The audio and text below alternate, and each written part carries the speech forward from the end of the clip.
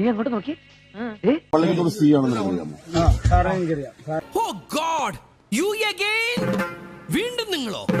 ഇത് കഞ്ചാവാണെന്നും ഇത് മയക്കുമരുന്ന് ഇനത്തിൽപ്പെട്ട് സർക്കാർ നിരോധിച്ചിരിക്കുവാണെന്നും അറിയാമോ? അതും അറിയാം. അത് എന്ന് നിരോധിച്ച്, ആര് നിരോധിച്ചു, കേരളത്തിലെപ്പം നിരോധിച്ചെന്ന് എല്ലാം അറിയാം. സകലകലാവല്ലഭൻ. പഞ്ചായത്തിൽ 1000 പേരുണ്ടെങ്കിൽ അതിലൊരു 10 പേരെ കഞ്ചാവ് അടിക്കുന്നുള്ളൂ. പക്ഷെ ഈ 1900 പേരും മദ്യം അടിക്കുന്നു. അപ്പൊ ഒരു സ്ഥലത്ത് പ്രശ്നം നടന്നു കഴിഞ്ഞാൽ ഏറ്റവും കൂടുതൽ പ്രശ്നം ഉണ്ടാക്കുന്ന മദ്യം കൊണ്ടല്ലേ.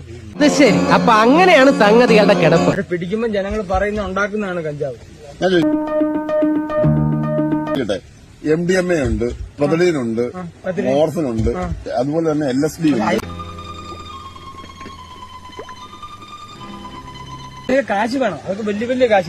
ഞാൻ പറഞ്ഞ അങ്ങനെ 2000 രൂപയില്ലേ?